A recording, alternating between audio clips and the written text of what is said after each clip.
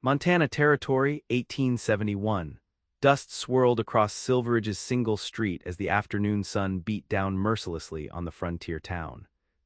Like most settlements carved from wilderness, Silveridge existed on reputation as much as reality, a place where men came to escape their pasts or forge new futures from the unforgiving land. For Adam Westbrook, the town had been home for 3 years, though nothing in his 26 years had taught him to call any place home for long. "A man relies on himself out here, nothing else," Adam muttered, adjusting his Stetson against the glare as he dismounted outside Miller's general store. The sentiment had served him well since his father died when he was 14. It was the mantra that made him the most sought-after cowhand in the territory, the man who broke the wildest horses, drove cattle through impossible terrain, and never formed attachments that might weaken his resolve or cloud his judgment. Standing 6'2" with shoulders broad from years of ranch work, Adam cut an impressive figure. His face remained youthful despite the harsh elements, with a strong jaw usually sporting light stubble and eyes the color of a summer sky. Women in Silveridge made no secret of their interest, but Adam kept his distance. The frontier had taught him that attachments were liabilities. Love was a luxury men like him couldn't afford. "You're late, Westbrook," called Silas Miller from behind the counter. "Mr. Crawford's been asking after you, says those horses need breaking before next week's drive." Adam nodded tersely. "Tell him they'll be ready." He gathered his supplies quickly: coffee, flour, ammunition, necessities for a man who lived simply in a small cabin on the edge of Crawford's property. As ranch foreman, he could have claimed better quarters, but isolation suited him. It reinforced what he knew to be true: the frontier was no place for sentiment. Men who survived kept their hearts guarded and their guns loaded.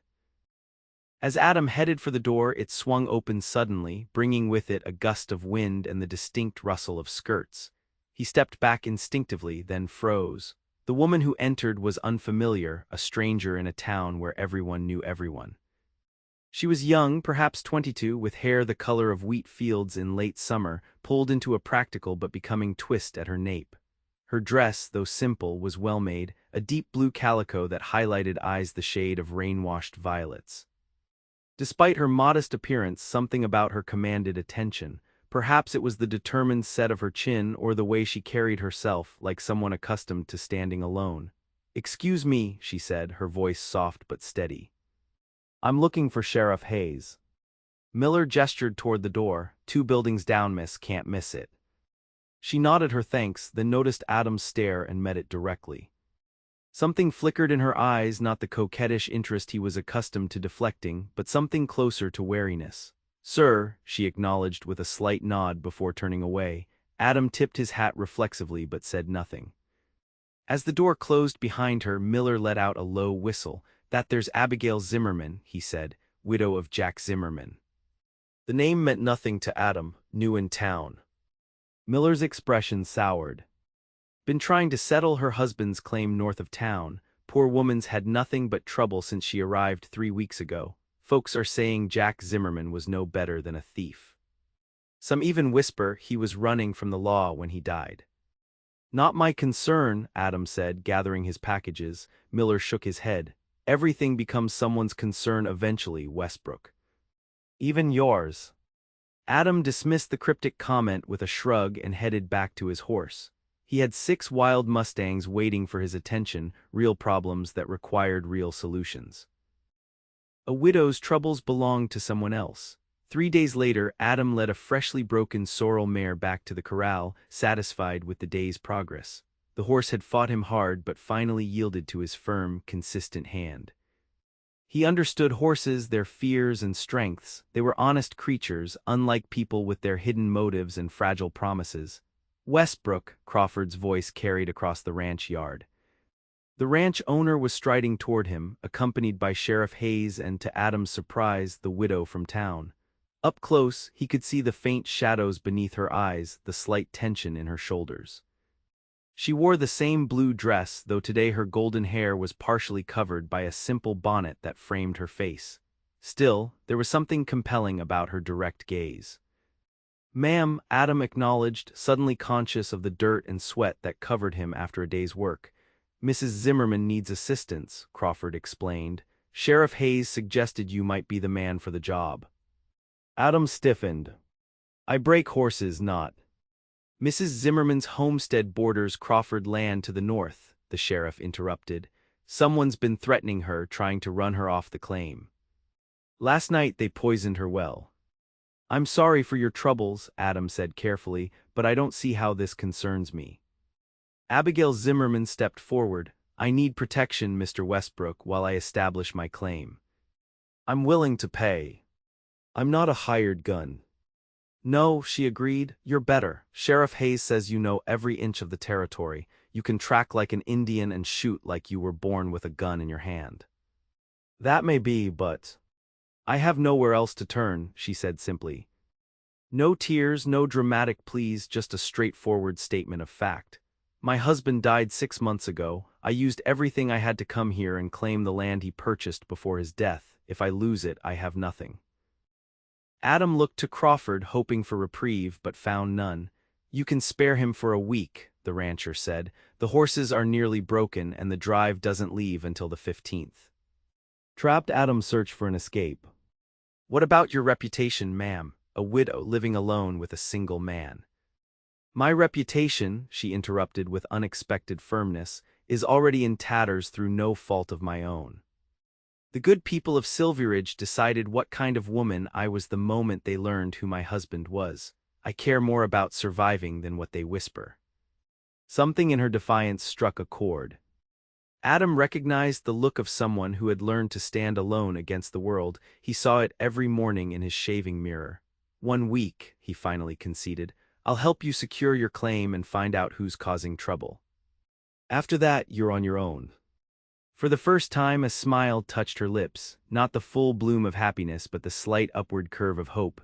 Thank you, Mr. Westbrook. I'll be ready whenever you are.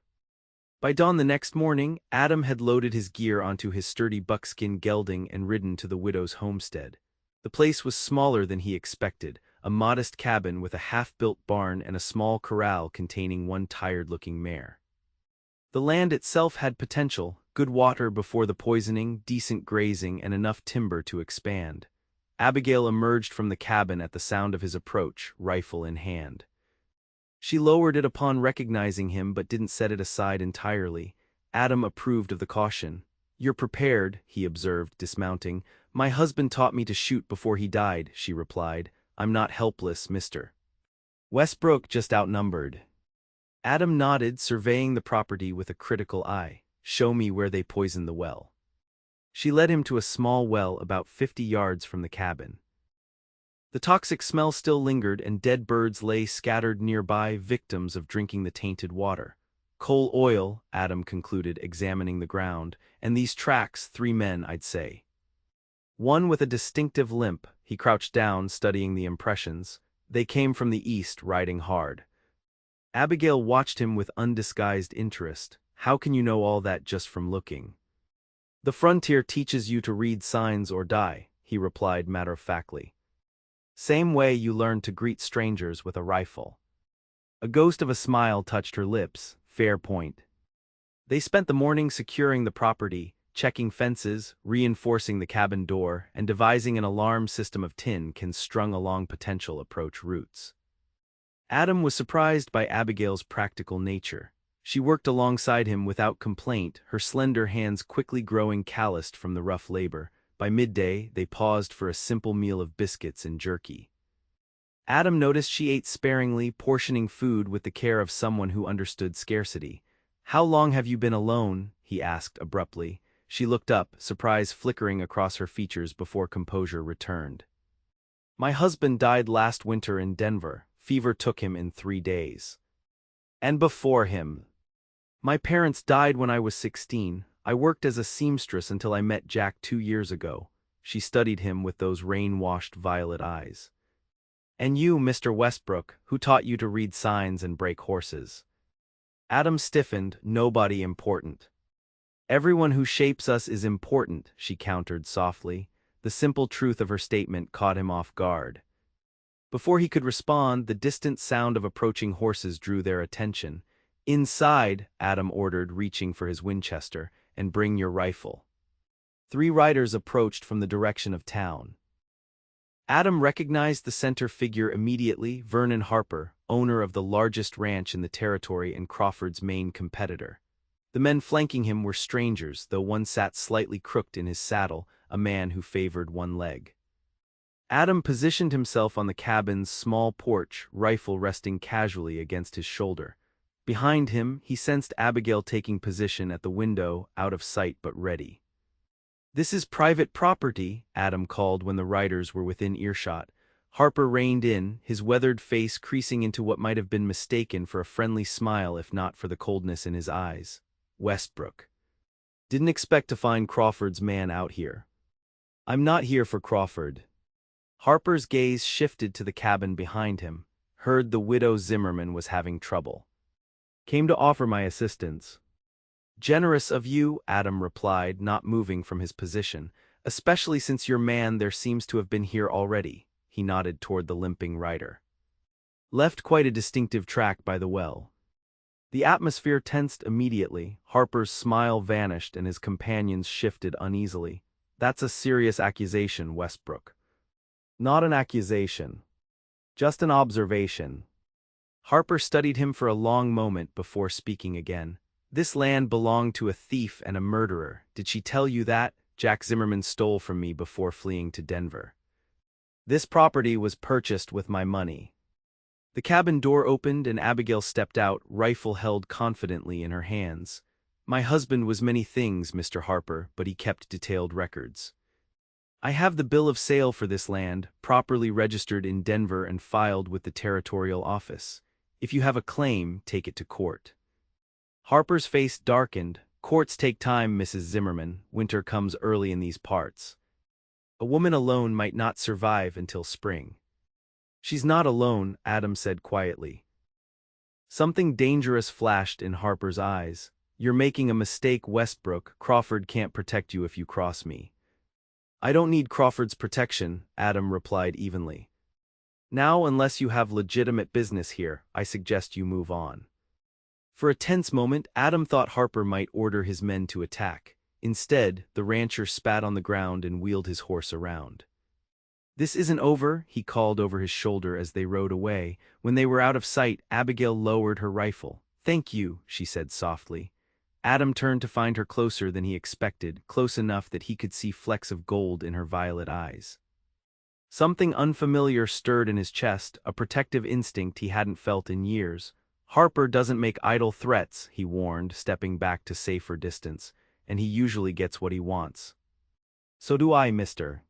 Westbrook," she replied with unexpected steel in her voice. "So do I." The days fell into an uneasy rhythm. Each morning, Adam patrolled the property boundaries, checking for signs of intruders. Afternoons were spent repairing the cabin and barn, preparing for the approaching winter. Evenings brought conversation around the small fireplace as autumn's chill crept into the air. Despite his determination to maintain distance, Adam found himself drawn to Abigail's quiet strength. Unlike the saloon girls in town who batted their eyelashes or the merchant's daughters with their practiced charm, she spoke directly and worked tirelessly. Her hands, once soft from city living, grew calloused from hauling water and mending fences. Yet there remained a gentleness about her, a core of kindness that frontier hardship hadn't extinguished. On their fourth night, as rain drummed against the cabin roof, Abigail finally spoke of her husband. "Jack wasn't a good man," she admitted, staring into the fire. "I know that now, though I didn't want to see it then. He charmed me with promises of adventure and prosperity out west. It wasn't until after we were married that I realized he lived by his wits rather than honest labor." Adam watched her face in the firelight. "Why stay with him?" She smiled sadly. "Where would I go? A woman alone has few options, Mr. Westbrook, and despite his faults he never raised a hand to me. He even seemed to care in his way." "And Harper's claim? That Jack stole from him?" Abigail's shoulders slumped slightly. "I found a strongbox after Jack died. It contained money more than a man like him should have had, and papers for this land. I told myself the money was from legitimate business dealings. I needed to believe that. But now I know better," she admitted. "But does that make this land any less mine? I've put everything into this place. It's all I have." Adam considered her words carefully. The frontier doesn't much care how you get something, only that you can hold on to it. Is that what you believe? She asked, those violet eyes searching his face. That strength is all that matters out here. The question struck closer to his core beliefs than he was comfortable with. It's what I've found to be true. She shook her head slowly. Then why are you helping me? I'm certainly not the strongest claim holder in the territory. The question lingered in the air between them, and Adam found himself without a ready answer. Why was he helping her? Crawford's request only explained so much. Get some rest, he said finally, rising to check the doors and windows. Harper won't wait much longer to make his move. As predicted, Harper's men returned 3 nights later. Adam woke to the sound of tin cans rattling along the perimeter he'd established. Moving silently, he woke Abigail with a hand over her mouth. They're here, he whispered. 3 riders approaching from the south. She nodded, instantly alert, and reached for her rifle. Adam positioned her at the back window while he took the front, both of them hidden in darkness as the riders approached. The attackers were more cautious this time, dismounting at a distance and approaching on foot. Even in the dim moonlight, Adam could make out their intentions. One carried a torch while another lugged what appeared to be a container of kerosene. They mean to burn us out, he murmured to Abigail. When I fire, move to the root cellar trapdoor. If things go wrong, you can escape through the back tunnel we dug. Her hand touched his arm briefly. Be careful. Adam waited until the men were within clear range before firing a warning shot into the ground before them. That's far enough, he shouted. The next one goes through someone. The men scattered for cover but didn't retreat. Come out, Westbrook, one called. Harper says this isn't your fight. Walk away now, and there's $50 gold waiting for you in town. And if I don't, then you burn with the widow. Adam sighted carefully and fired again, this time striking the kerosene container. It burst open, spilling its contents harmlessly onto the ground. Cursing erupted from the darkness, followed by the muzzle flash of a return shot that splintered the window frame near his head. The exchange of gunfire lasted several tense minutes. Adam held his position, conserving ammunition and firing only when he had a clear target. Beside him, Abigail remained steady, her shots carefully placed. Finally, a cry of pain signaled a hit. Tate's hit bad, one of the attackers shouted. We need to get him back. Harper won't like this, another warned. Harper ain't bleeding out here. Come on. The sound of retreating footsteps followed, then horses galloping away. Adam waited 10 long minutes before moving from his position, checking carefully for any remaining threat before lighting a lamp. Are you hurt? Abigail asked, her face pale in the lamplight. Grazed my arm, nothing serious. He examined the shallow cut with detachment. They'll be back with more men next time. She set her rifle aside and reached for his arm. Let me tend to that. Her touch was gentle as she cleaned the wound and bound it with a strip of clean cloth.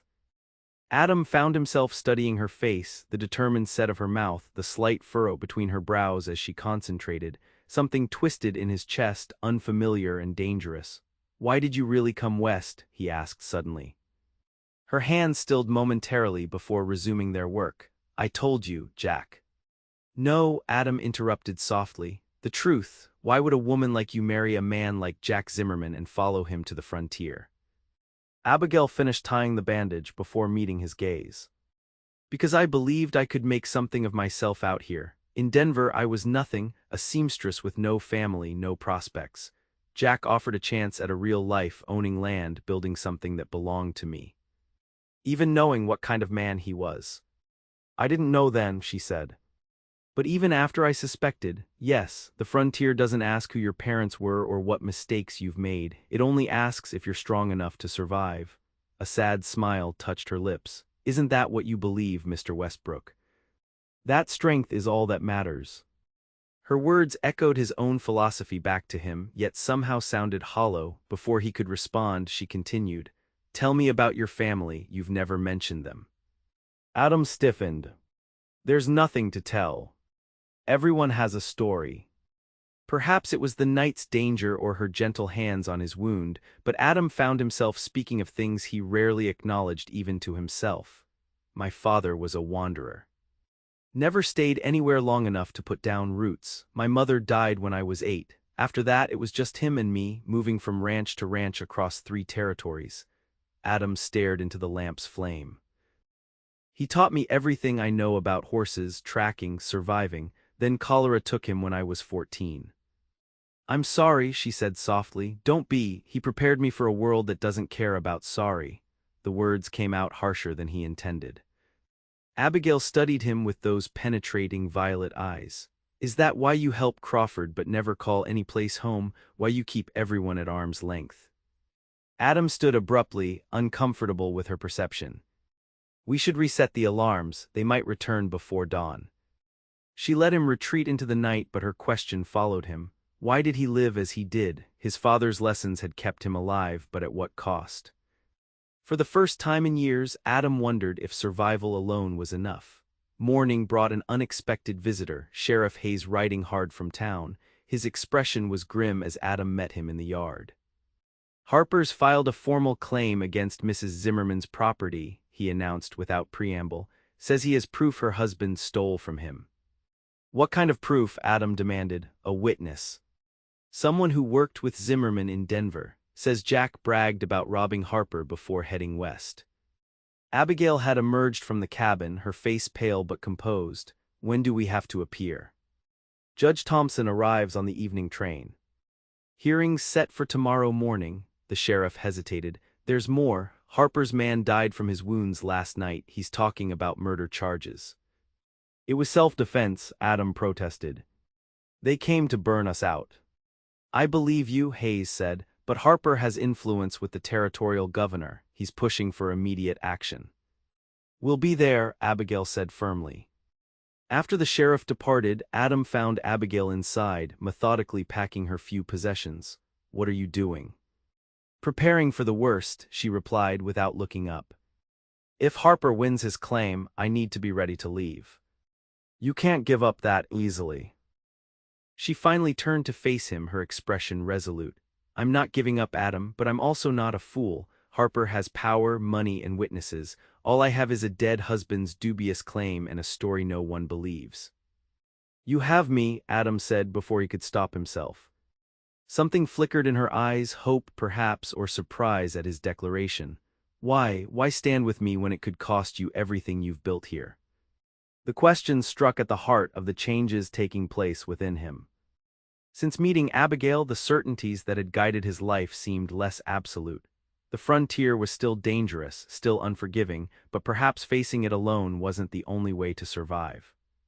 Because you're fighting for something that matters, he said finally, not just land but a chance to build something lasting.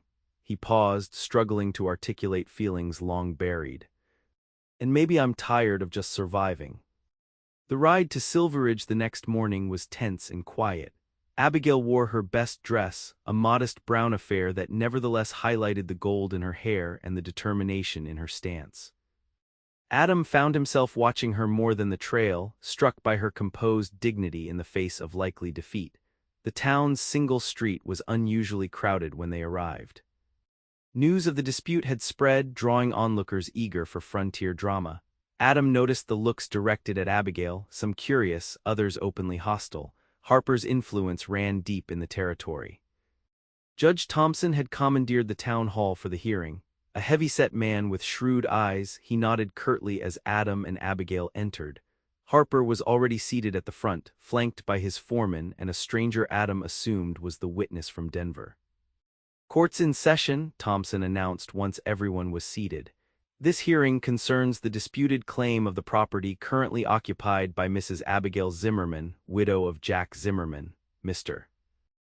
Harper claims the land was purchased with funds stolen from him and thus rightfully belongs to his ranch. Harper's witness, who introduced himself as Edward Tanner, spoke first. He described working with Jack Zimmerman in Denver, claimed to have seen large sums of money after Harper visited on business, and swore Jack had bragged about fleecing the Montana cattle baron. Next came Harper himself, detailing the exact sum supposedly stolen, $5,000, and producing business records showing his presence in Denver on the dates in question. Throughout the testimony, Adam watched Abigail. Her face remained impassive, betraying nothing of her thoughts. Only her hands, tightly clasped in her lap, revealed her tension. When Harper finished, Judge Thompson turned to Abigail. Mrs. Zimmerman, do you have any response to these allegations? She stood, her voice clear and steady as she addressed the court. I cannot speak to my husband's actions in Denver. I only knew him as a man with dreams of building a life in Montana territory. What I can tell you is that I have put every ounce of my strength into that homestead. I have the legal deed filed properly with the territorial office. A deed purchased with stolen money, Harper interjected. Perhaps, Abigail acknowledged, surprising everyone. But if every frontier claim were traced back to its origins, how many would withstand scrutiny? The West was built by people seeking second chances, Your Honor. I'm asking for mine. A murmur ran through the crowded room. Adam saw uncertainty flicker across the judge's face before he spoke again. The law is clear about stolen property, Mrs. Zimmerman. If these allegations are true, your claim cannot stand, regardless of how hard you've worked the land. It was then that Adam rose to his feet, something crystallizing in his mind. Your Honor, may I speak? The judge nodded reluctantly. Mr. Harper claims exactly $5,000 was stolen from him in Denver last year. Is that correct? Harper nodded tersely, to the penny. And Mrs. Zimmerman's deed shows the property was purchased for $3,500. What happened to the rest of the money if Jack Zimmerman stole the full amount? Tanner shifted uncomfortably. He was a gambler, probably lost it. Or, Adam continued, he never had it to begin with. Your Honor, I've been staying at Mrs. Zimmerman's homestead for the past week. During that time, Harper's men poisoned her well, attempted to burn her out, and threatened her life. These aren't the actions of a man with a legitimate legal claim.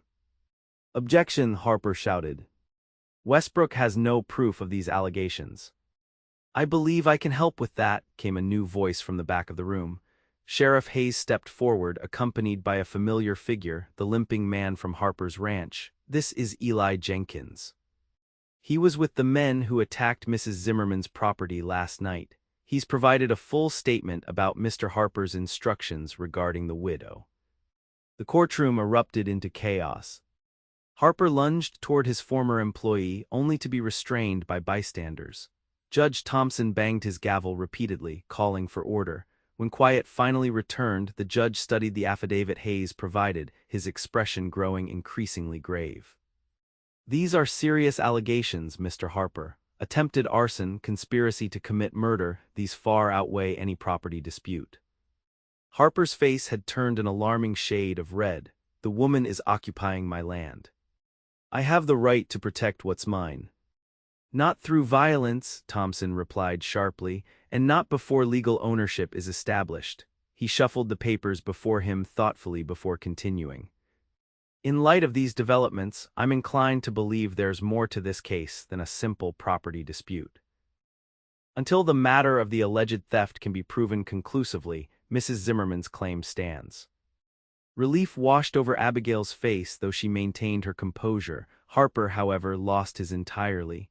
This is outrageous, he bellowed. That land is mine by right, she's nothing but a thief's widow. One more outburst, Mr. Harper, and I'll hold you in contempt, the judge warned. Sheriff, please ensure Mr. Harper's cooperation. As for you, he turned to Tanner, I suggest you remain in town. I have more questions about your testimony.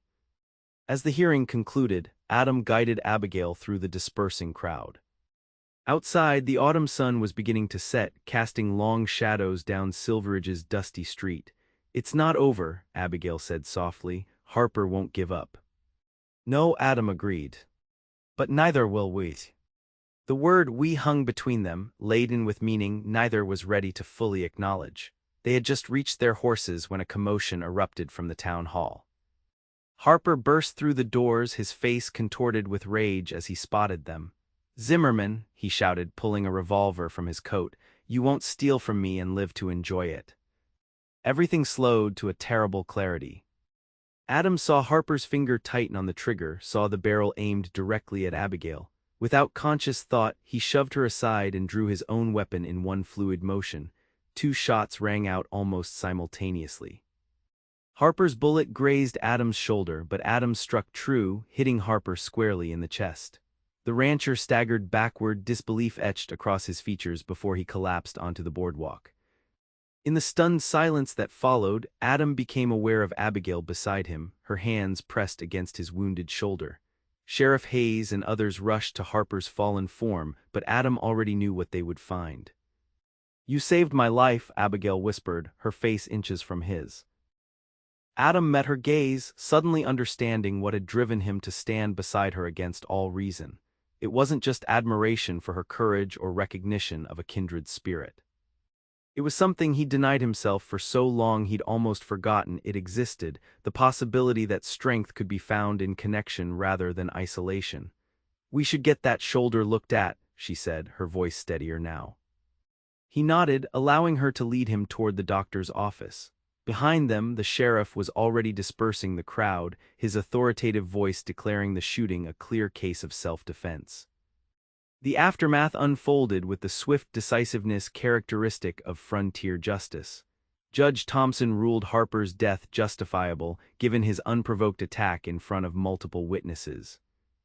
Harper's ranch passed to distant relatives back east, who showed little interest in pursuing his vendetta against Abigail. As for Adam and Abigail, they returned to her homestead to find it undisturbed. With Harper's threat removed, they faced a different kind of uncertainty, the quiet moments that stretched between them, full of unspoken questions about what would come next. Adam's week of promised protection had extended to 2, then 3, as autumn deepened toward winter. Together they finished the barn, reinforced the cabin, and prepared for the coming cold. Each day brought them closer, not just in proximity but in understanding. He learned that she sang softly to herself while kneading bread. She discovered he could name every constellation in the night sky. On a clear November evening, as they sat before the cabin watching the sun set over mountains already dusted with early snow, Adam finally gave voice to the thoughts that had been troubling him. "Crawford expects me back for the spring roundup," he said, his eyes fixed on the distant horizon. "Offered to make me full partner if I stay on another year." Abigail's hands stilled in her lap. "It's a good opportunity." "It is," he agreed, "the kind I've worked toward for years." Silence stretched between them, filled with all they hadn't said. Finally, Abigail turned to face him directly. "What do you want, Adam?" "Not what makes sense, not what you've always done. What do you want?" The question struck at the core of the changes within him. For years, he'd lived by simple rules: rely on no one, form no attachments, survive at all costs. But those rules had left him with nothing but survival itself, no home, no connections, nothing that made the surviving worthwhile. "I want to stop just passing through life," he said finally.